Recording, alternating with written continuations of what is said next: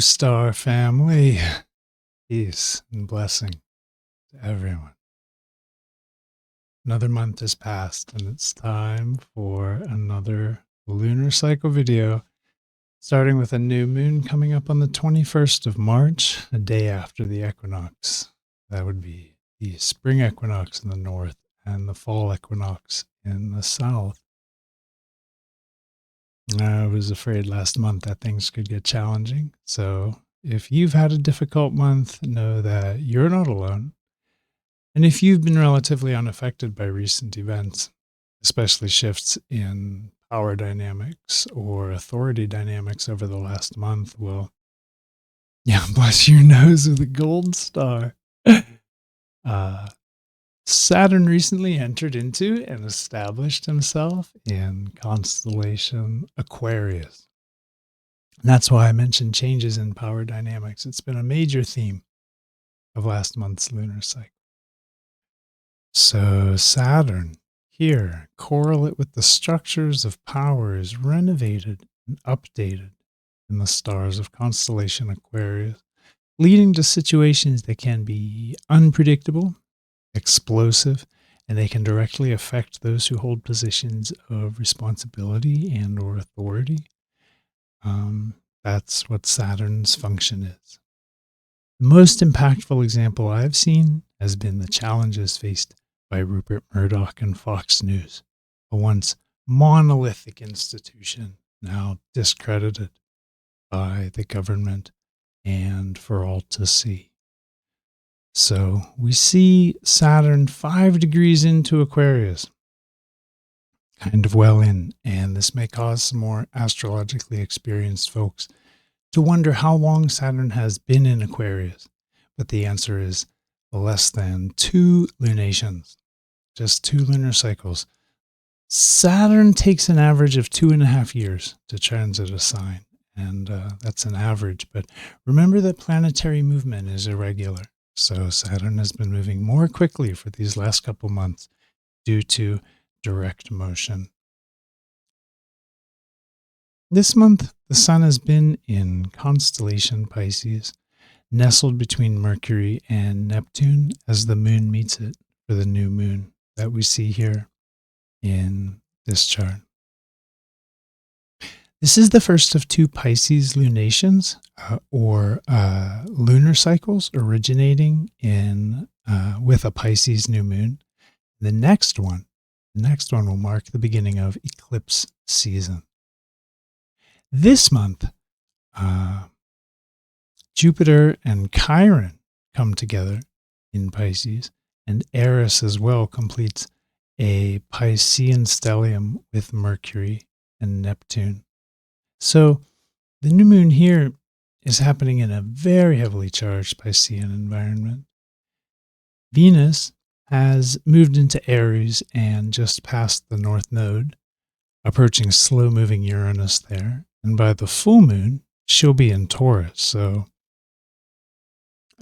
just a little bit of a quick stop for her.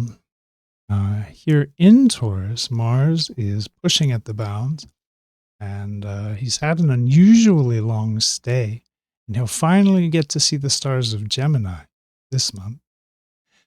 The South Node is moving in constellation Virgo, moving contrary to the motion of the planet. So just having entered recently and having the greater part of Virgo to traverse yet. And I didn't mention Pluto, who will very shortly, in Plutonian terms, approach the limits of Sagittarius there in the last degrees of that constellation, really right on the cusp. You can see very, very equidistant just to eyeball it, as Pluto is from the stars of Capricorn, equidistant as he is to the stars of Sagittarius. So out there in a no man's land, and definitely incorporating energies of both. And we can see at a glance just how very heavily Piscean this lineup is. It's overwhelmingly Neptunian and Piscean in its influence. So that's where we'll start our journey this month, here at the new moon chart. Let's dive in, friends, and take a little bit of a closer look. So here we have the new moon chart, and we're looking at the chart for 21st of March, 2023, the same chart that we were just looking at. Neptune here, the new moon here, and Mercury here in Pisces. And the intention of the new moon. The intention of the new moon is important to understand because this is representative of unformed space, the raw, primordial potential that, magically this puts us in touch with potential, and it can put us in touch with the construct itself, spiritually, which is intelligent and aware and responsive to us, all on its own. That's something Pisces teaches us, that the construct itself that we're in, the reality construct, is alive and aware and is responsive to us. So it's a good time to just think about our intentions, right? The new moon is a time of low energy where the best thing to do is to kind of plan and rest and strategize, meditating, contemplating. And when we combine all this with Pisces, the new moon is a good time to channel, to listen, to inwardly rest, to forgive. We can spend this couple of days letting the oceanic waters of these stars help to pacify us, heal us from the level of spirit, from the level at which we're all interconnected and interdependent. Pisces new moon can connect us to the mysterious ocean of consciousness and all the mysterious and mischievous beings that populate it, swim around in its depths and shallows. So friends, when we look at Pisces, we need to understand that this is a set of stars that is correlate to the nebulous, the hazy, the dreamy. It's very beautifully inspired. In Pisces, we become beautifully inspired by art, inspired by beauty itself. It's very peaceful, and it connects us with the ocean of consciousness, the big mind, the whole universe is actually aware. We live inside some sort of sentient explosion, and that's awesome.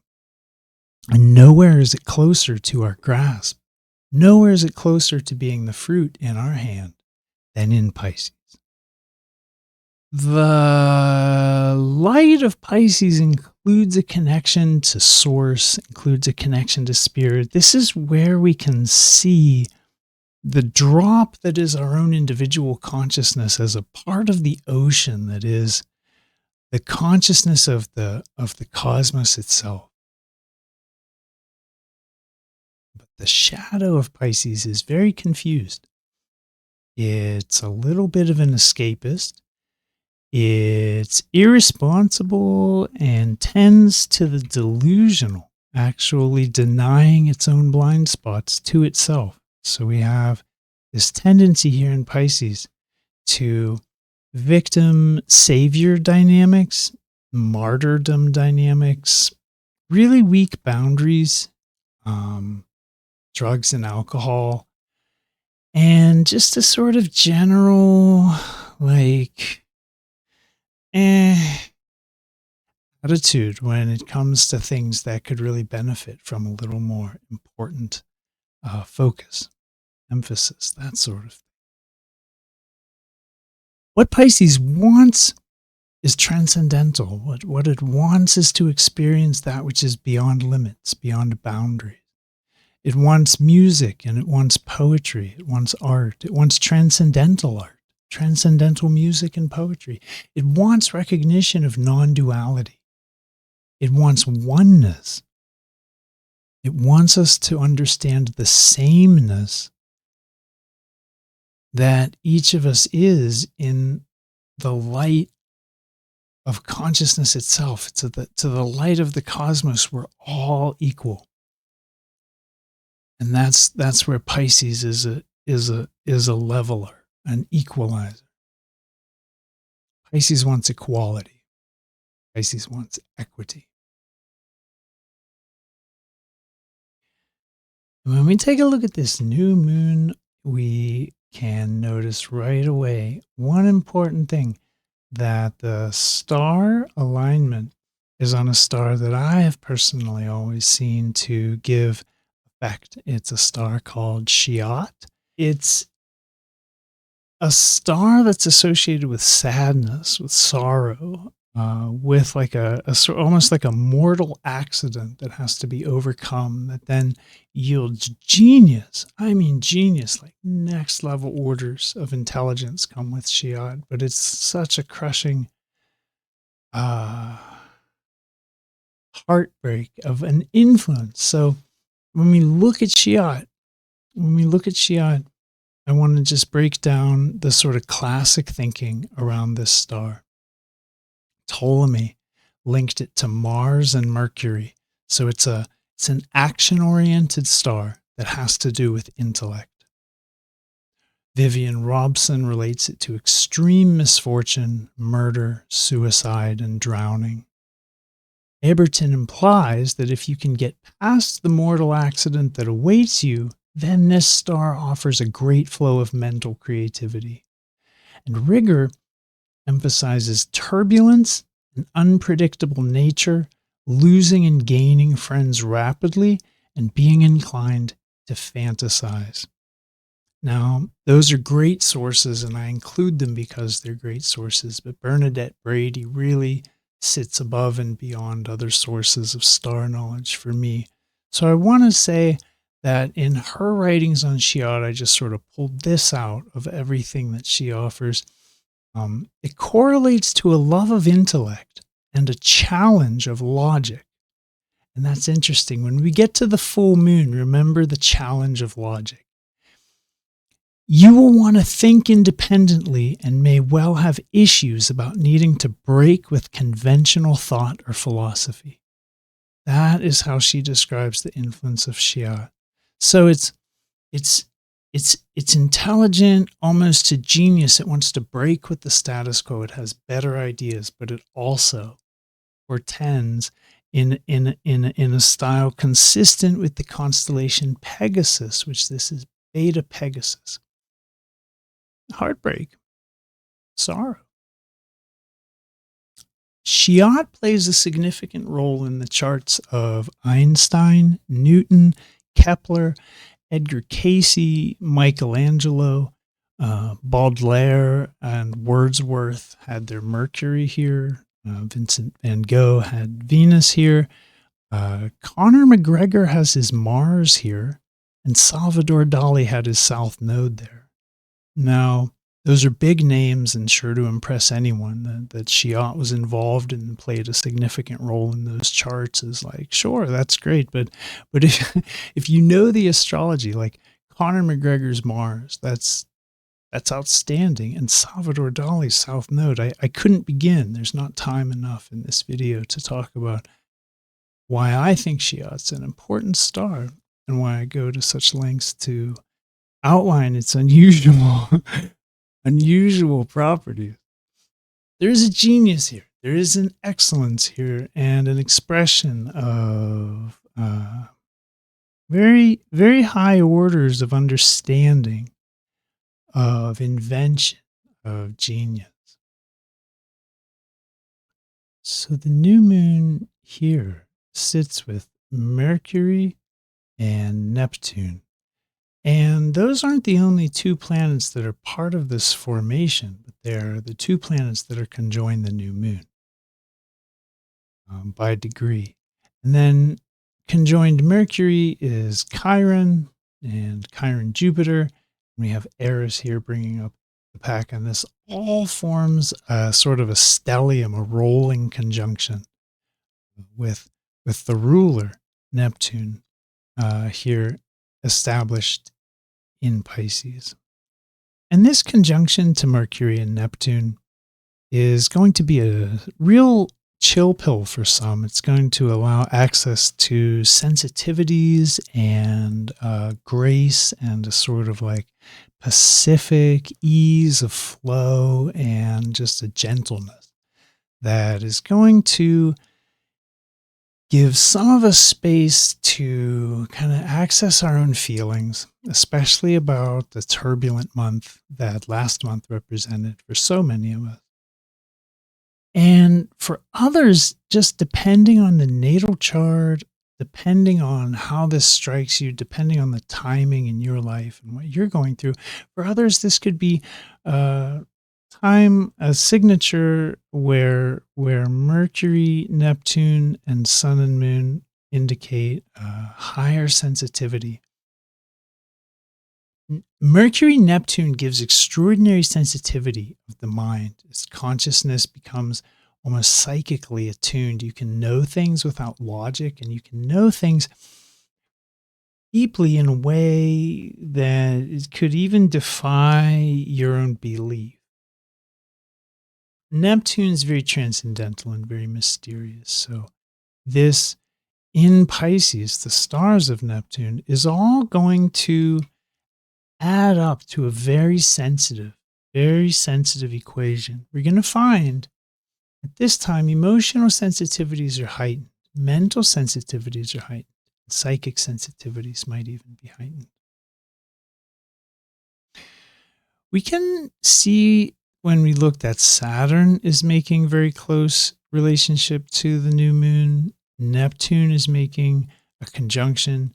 Uranus is making a very close semi-square, and Pluto likewise making a very close sextile. So what we have here, without getting very specific and analyzing each and every part of it, is a situation where the deep outer planets, the slow-moving planets representing the unconscious, the subconscious, and really just the transcendental field of consciousness itself, spirit, all of these are closely affecting and coming to bear on the conscious mind. The sun moon is always going to represent the conscious mind in a situation where this is sort of where the ego self and the sense of awareness is. But there are other forces here that are being,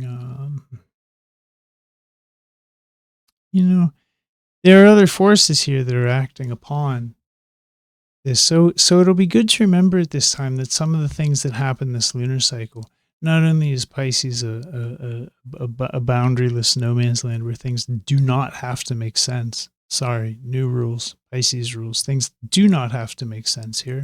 It's very dreamlike, right? It's very loony. Like you could see a fish just swim through the atmosphere and, you wouldn't even realize you were dreaming. That's a very Piscean experience. So we have to understand it could be hard to see, what we're really dealing with at first glance. The best thing to do with Pisces is just sort of like accept, cultivate those qualities like compassion and forgiveness that allow you a sort of healthy response to the suffering of life and the world, and just sort of like play it cool. Very Pisces approach. So we don't have to understand everything this new moon. It's not likely to all make sense to us at first glance. And Pisces, the boundaryless, the borderless, here we are. We're coalescing from the turbulence of last month, and in a place that is just the cosmic hot tub. We haven't really emerged yet to do what we're going to do next.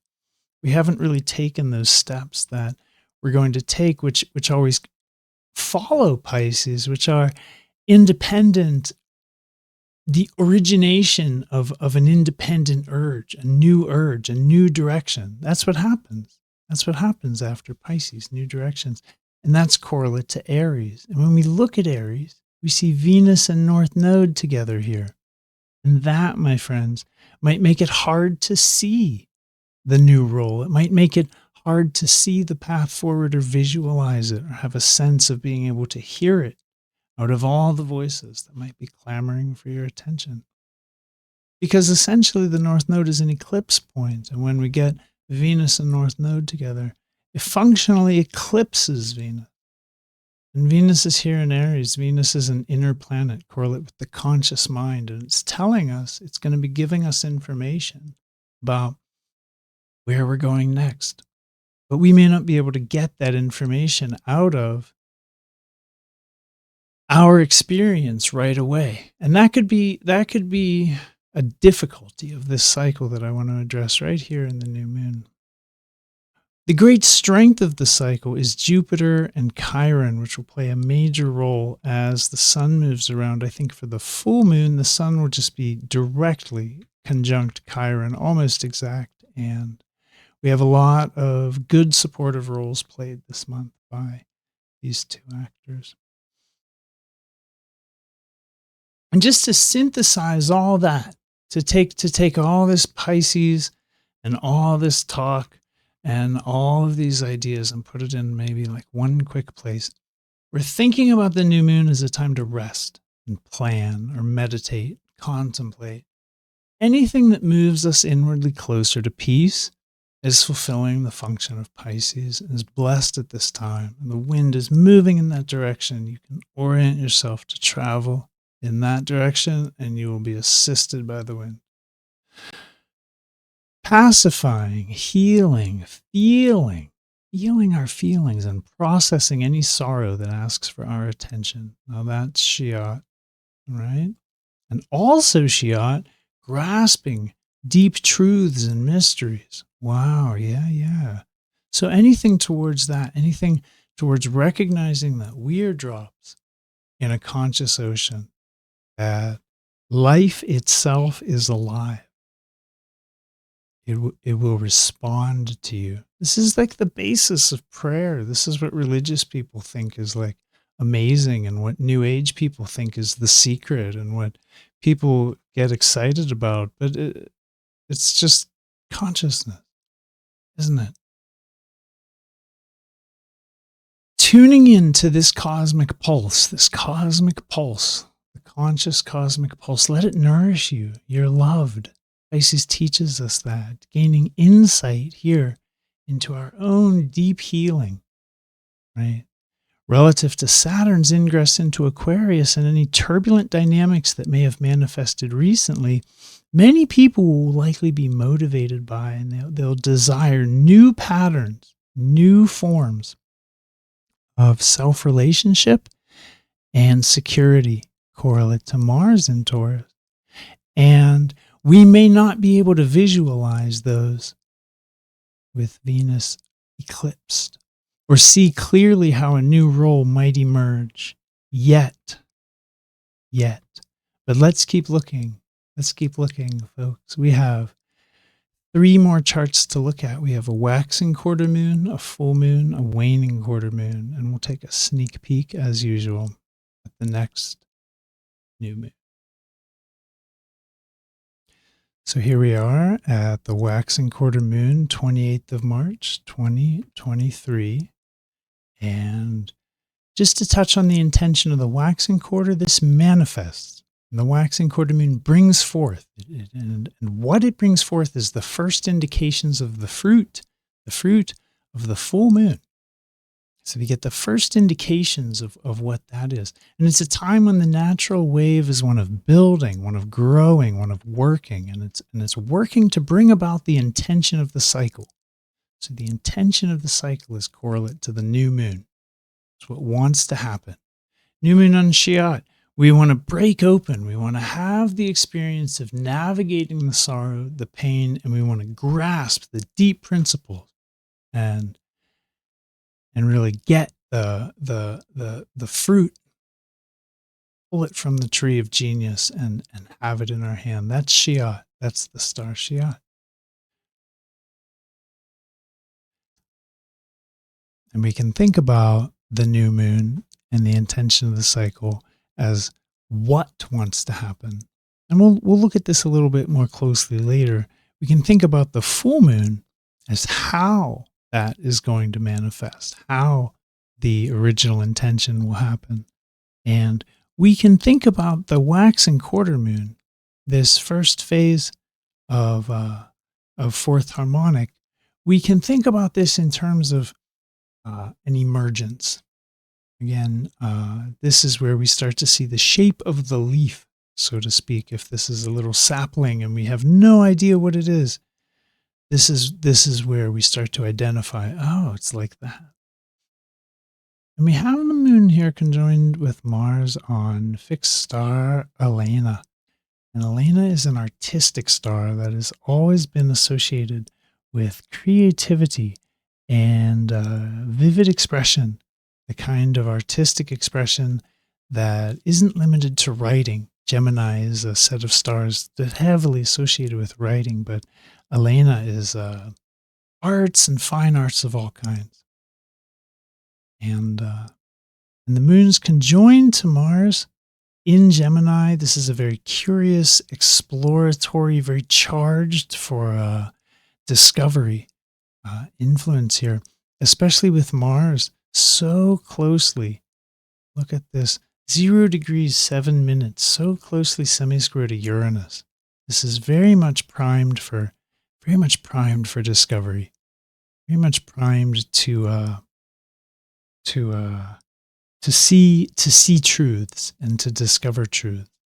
And this Mars here is trine to Saturn in Aquarius, and Saturn is just approaching a star that will become an important star in the coming month, because Saturn's going to slow down after his pretty quick ingress there. He sort of came charging through the door, kind of situated himself very centrally. We'll see. He'll situate himself on Fomalhaut. He just sits in the center of the room, says, I'm here, get used to it. We're going to have a new policy, new sheriff in town. So, however that's taken form in your life is definitely gonna resonate into this lunar cycle. That was the big energy last month. Now Saturn sits on the most major star in this area of the sky. We'll talk later about the implications of that and what the nature of that star is. Of course, as I mentioned, this is going to be important, so we'll understand it as best we can. We do have a pretty awesome tight formation of Eris, Mercury, Jupiter, Chiron, and Sun, and they're all ruled by Neptune. And Neptune's in Pisces, and the whole thing just stays so Piscean, friends. So we're going to be having a month where impressions, just like subtle impressions or psychic, like whatever, things you feel in your body that just you might not know, just got to pay attention to things this month. Dreams, there could be healing in dreams. There could be messages in the language of life. Like, say, you hear the same word 3 times in an afternoon randomly, and you're walking down the street, and it doesn't matter what it is. That's not the language of life. The language of life is you heard it 3 times. And did it stick out? Did you get that feeling like, oh, that was weird. I heard that 3 times. It makes no sense, because that's life trying to raise the hackles on your neck there to tell you, hey, even if the word makes no sense and seems random, let's say it's pickles. Well, pay attention to pickles. It doesn't matter what pickles may or may not represent to you. Just know that the message is for you and you alone, and you can pay attention from there. There's no wrong interpretation when life talks to us, but we really should listen when it does. And when we have powerful alignments of planetary bodies in Pisces, we have a situation that's really ripe to deliver the wisdom of the universe directly to our ear. It's awesome. So we have to listen. It's on us. And elsewhere, we do have Venus kind of moving away from North Node, getting away from that eclipse. She's sort of speeding through Aries. So what may in some situations have been a sort of longer delay kind of wrapped up with nodal complications. Now Venus is already here in the territory of in the neighborhood of Uranus, and this could portend insight regarding well insight regarding any emergent roles, like we talked about last month being disruptive. If your role was disrupted, any emergent roles that now at the first quarter moon, we can really start to see how might things, start to take shape moving forward. It could also portend just new interests. This could be a time when we get very interested in new things that had never interested us before. This could come out of the blue, and we should follow that. We could actually study that because Jupiter, Uranus and Venus together are two benefics, and when they give us an impulse, we usually benefit from following that impulse. Now, this is also going to tune us to our instincts because Venus is listening and Uranus makes it deep listening. And Aries is our very primal, very animal side. So we can be listening to our human experience, into our animal experience and what we know in our bone marrow, what we know in our body. We can be listening to this all month to great effect, great benefit. And you might think that's always true, but that's especially true this right now. We can know this and we can pay attention, and it can really make a difference. It's not like it is all the time. It's not like, oh yeah, we always know things in our bodies. You might be someone who always knows things in your body, and that's great. But this is a time when the wisdom will be flowing into people about their new roles, new interests, new directions, new independent directions that we can be taking relative to the recent changes. And, that's important. So I want to touch on Fomalhaut for a second. Saturn is on a big fixed star here, and it's a royal star, and there are 4 royal stars in the sky, friends. There's Aldebaran in Taurus. There's Regulus in Leo. There's Antares in Scorpio. And there's Fomalhaut, which sits just below the water bearer in Aquarius. The water bearer pours the water into Pisces Australis, the southern fish.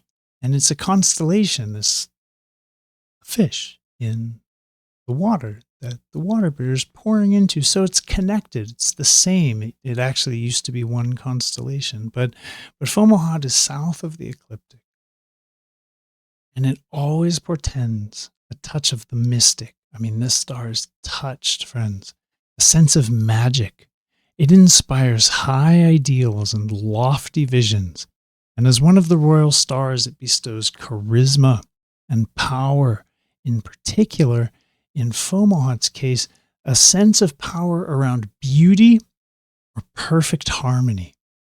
And an individual with Fomalhaut strong in their natal chart will have to clash with mainstream thought in order to achieve their ideals. It's a very individualistic influence.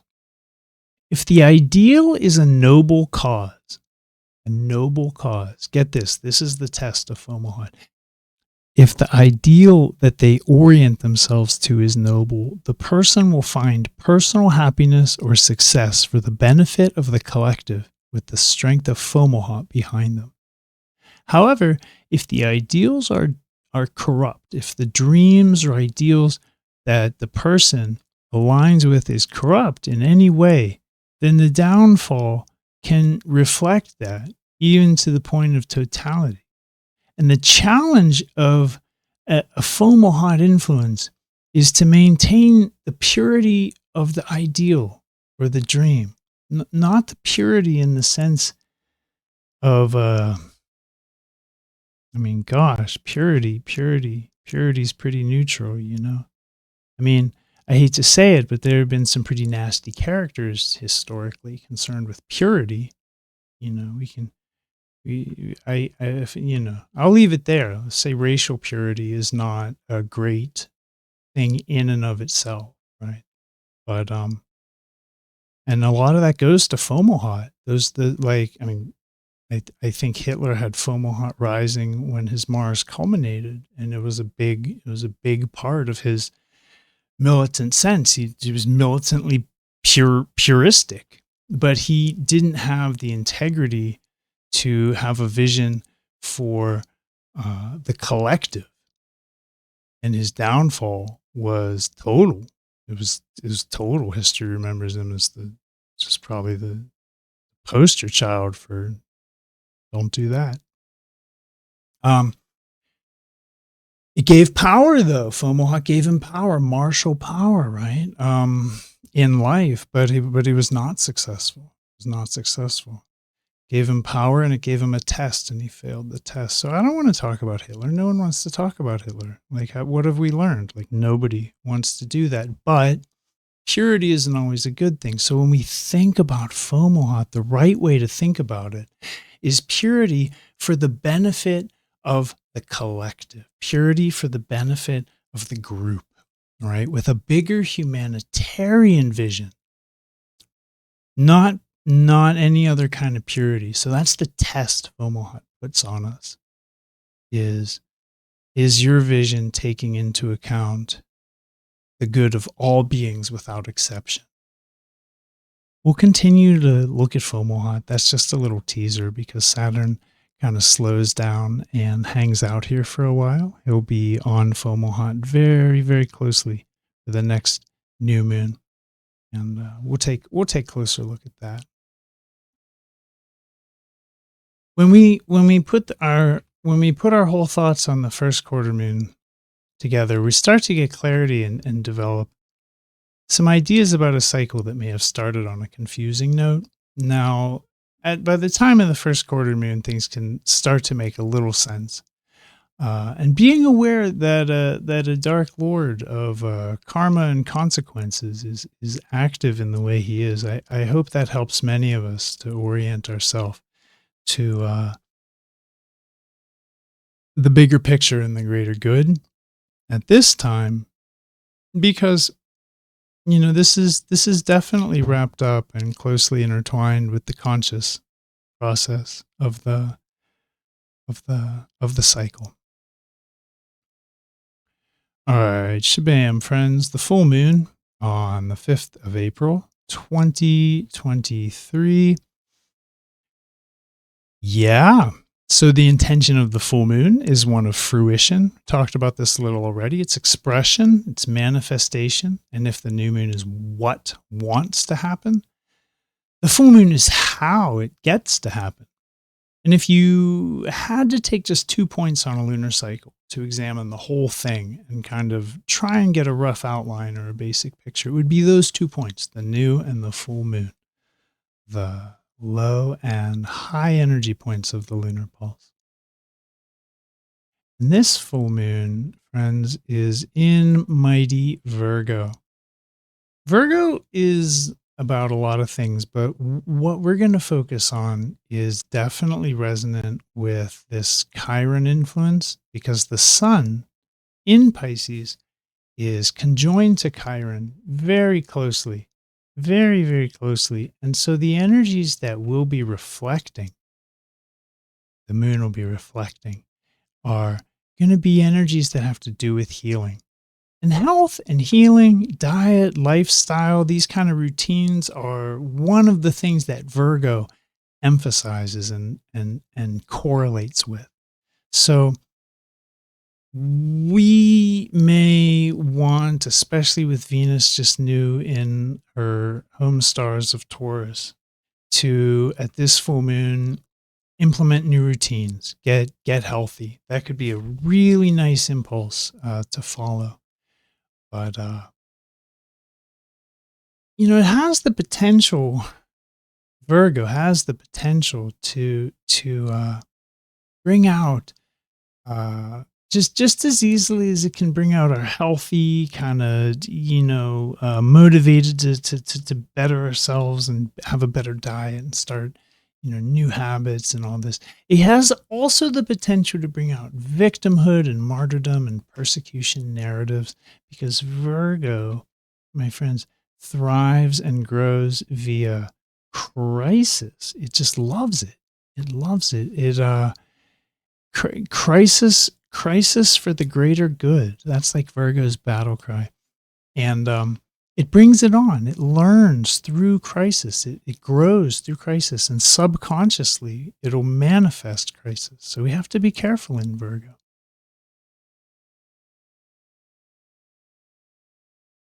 And, the light of Virgo is about service to others. Virgo is a critical thinker, and it has to do with correct analysis. Virgo orients itself to critical thinking and correct analysis, to self-improvement, and to humility. The shadow of Virgo is more in the language of humiliation. It's about being lowered. And so we have a persecution complex, a perfectionist itch to this crazy Virgo bent. So it never feels adequate. Virgo feels always inadequate. So we have this whole neurotic side to Virgo. It's very complex. And what Virgo wants is to improve. It wants perfection. It wants understanding. It wants correct understanding. It wants clean logic, correct cognition, and accurate maps of reality. It's not too much to ask for a Virgo. So when we see what the sun is doing, when we see the light that the sun is reflecting, we see that he is with Chiron, Jupiter, and Eris here in Pisces, reflecting a sort of deep, deep psychological healing, a sort of psycho-spiritual healing, maybe a light that could be described as blessing us to see how our own shortcomings and failings are reflected as the traits we don't like in other people, and that what we don't like in other people is actually a reflection, a projection of those shortcomings or failings that we have self-labeled, self-identified. But those parts of ourselves that we've decided that we don't like. That's very Eris. That's very Eris. And when we get together with Jupiter, we're going to see the best sides of it. Jupiter's going to buffer us from having to deal with the chaotic and distorted aspects of Eris. And likewise with Chiron, there can be an emphasis on trauma and the healing of trauma. And Jupiter can kind of hold that in the light of like a mother's love, like a swaddling cloth around a baby, and a mother's love can just like stop the screaming, crying, outburst. Jupiter is like this when it gets with the smaller bodies like Chiron, Eris. It's much smaller than Jupiter they are. And the Sun and Chiron here have come to rest on fixed star Alpha-Rats. That's right, Alpha Andromeda. And it's a very fortunate star. This star has to do with acceptance. So Chiron here could yield self-acceptance via acceptance of previously rejected parts of ourselves. And Mercury has moved forward into Aries, where it meets up with the North Node. So for this full moon, we have a little bit of Mercury in duress, and things will not make as much sense. Remember, I said at the new moon, we may not have full access to the logical sense that things are making. We may have to trust. And with Jupiter here, we can. That's the good news, but we may have to. Because with Mercury eclipsed, under the influence of Rahu, the North Node, we may not be able to make sense out of what's happening. I told you in Pisces, things do not have to make sense. And here in Aries, with Mercury and the North Node, things just might not get to make sense to us. It might seem very confused. So if you're confused around the full moon, or if you're conflicted or just things don't seem right at this time. Just trust that this is a deep healing benefit, that it's a process of deep healing benefit. Deep Eris process, Chiron process, Jupiter process, all affecting the nexus of consciousness that the sun represents, that integration point, that central core of our lives. And here is our personal experience, our inner self experience, reflecting all of this from mighty Virgo. Things could be challenged here with the moon's ruler is Mercury, the eclipsed one here. And things could be challenged because the sun is with Chiron. Things should be uncomfortable at this time around acknowledging trauma, acknowledging how much things have hurt us, and maybe just realizing how great a need for healing there is. I mean, we all know, sure, we need to heal, but then when we realize, how much work there is to do, how much healing needs to happen, and we can become overwhelmed very quickly. Or when we become recognized of how much healing needs to happen for everyone in the world, for others, in order for us to just live in a safe place. It's like, even if we've done a great deal of our own healing, that can just be so overwhelming. Just remember that Virgo loves crisis. It invites it and it invokes it from the deep of the psyche.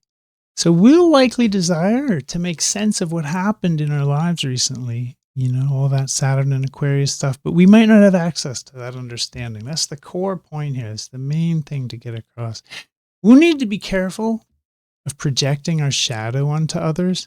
That's Eris and Saturn. They're both leaning on the inner planets. If we look, we see a lot of connection to inner planets here. And we'll need to be careful of not obsessing, because Mercury in North Node is obsessed and he's square to Pluto.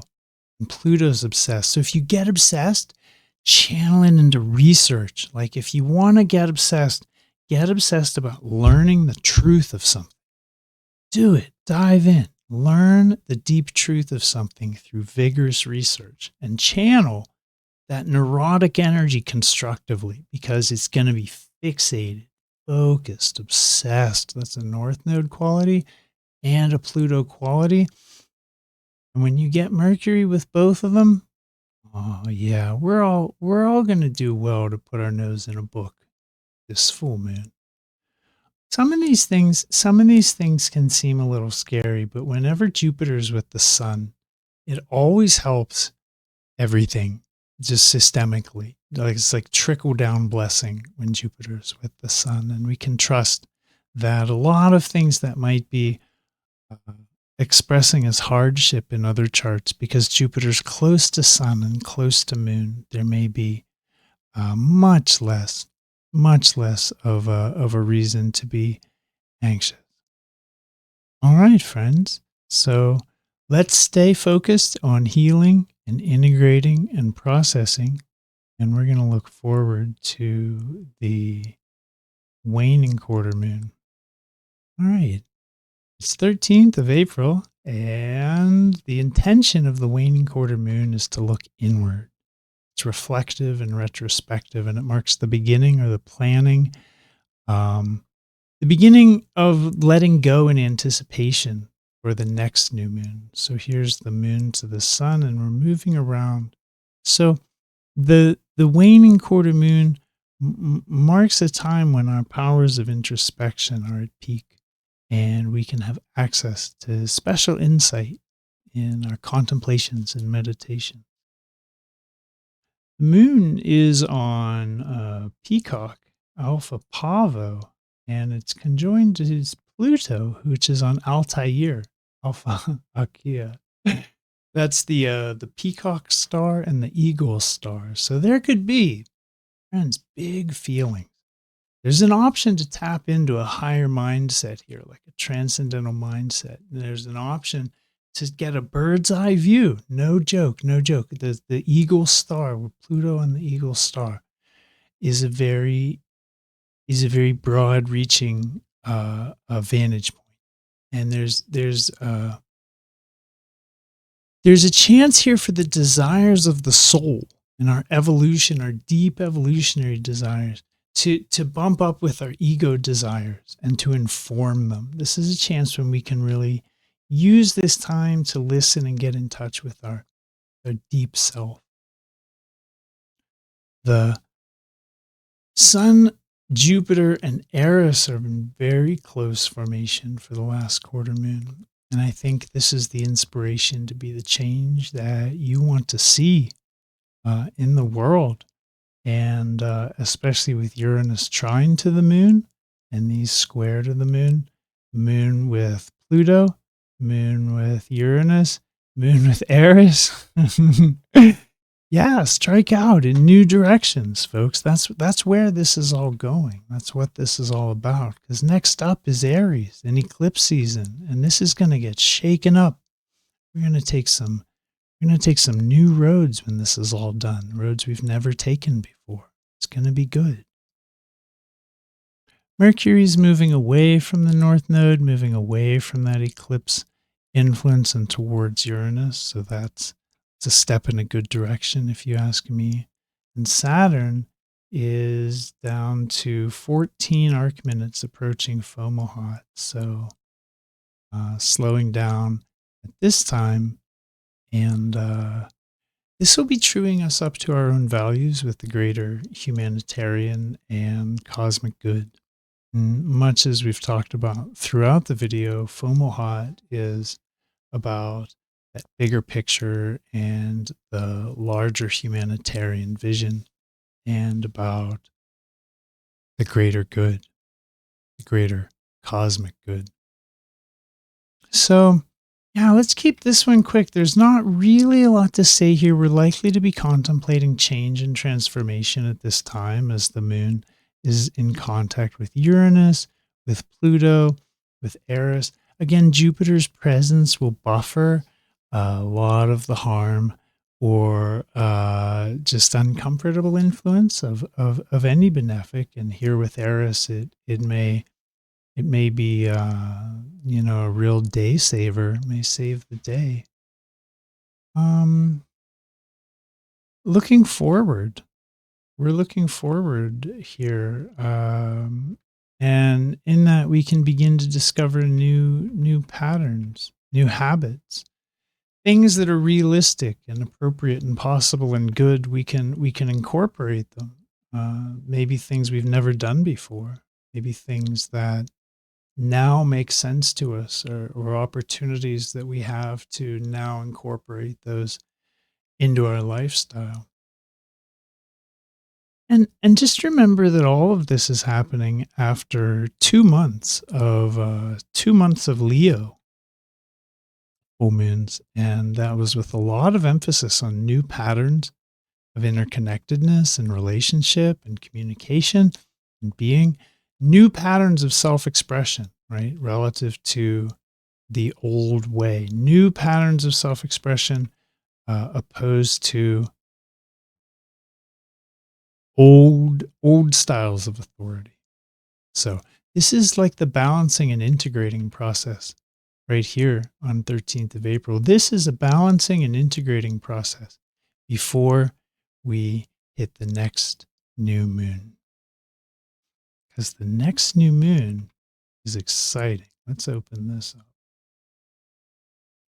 Oh, shebang bang, an eclipse gang. So it's an eclipse, and here's the sun and moon. Ooh, deep in Pisces, spiritual heart of deep Pisces, with Eris and Jupiter eclipsed too. That'll be interesting. Square to Pluto in critical late Sagittarius on the Capricorn cusp. The emphasis here is on natural law and spiritual truth, the relationship between the light of the genuine spiritual force of the cosmos, the light of the genuine spiritual force of the cosmos, and the philosophical, metaphysical, and religious containers that humans have constructed to hold that force. Let me say that again. The emphasis here is on the difference between Pisces, spiritual force. And Sagittarius, metaphysical, philosophical, or religious containers, ideas that contain and hold the flame.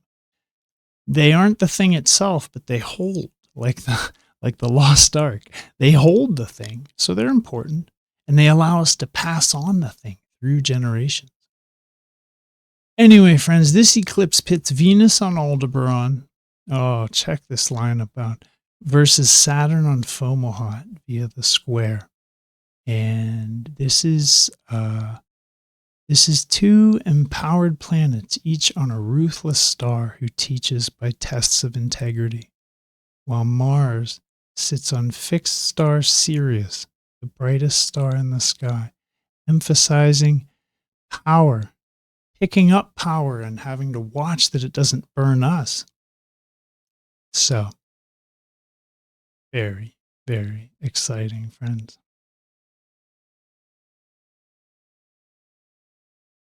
Yeah. For a long time, I promoted and directed people towards an online space, a Facebook group called Sidereal Revolution. This last month, the maintainer of that group decided to restructure in favor of a pyramid monetization scheme. Unfortunately, not only for that, but many other reasons that have recently come to public light, I can no longer recommend that space as a safe community space, and I no longer personally endorse it. As the community in exile renovates and new spaces and structures emerge, we'll keep you posted. Many of us feel very optimistic about the future and the richness of the potential here to share and grow our star knowledge and wisdom in safe, wholesome, respectful communities. This seems to be a shared goal. And as we hopefully all know, nobody can pull a flower open. You can only give it the nourishment and life-affirming conditions that it needs to develop organically. So if you're out there going through similar changes around the restructuring of power and power dynamics and changes to the status quo, all the Saturn and Aquarius stuff, this will settle. But the things that got stirred up here may take until the pulse of the next eclipse season, it's a 6-month pulse, to really sort out and come to fruition. Now that next pulse starts 20th of April 2023 with the next full moon, next new moon after this one.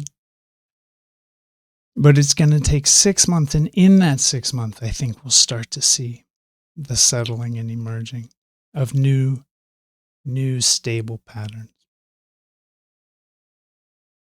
I'd like to thank the Star family. Oh, bless you all for holding each other up during this transitional period. Nothing I have ever done has ever once emerged from a vacuum, but rather out of being inspired by those around me, the goodness of a healthy community, and the excellent people that I find myself blessed to be in the company of on a regular basis. I have a short website. I do readings. Yeah, all true sidereal, all evolutionary, all as affordable as possible.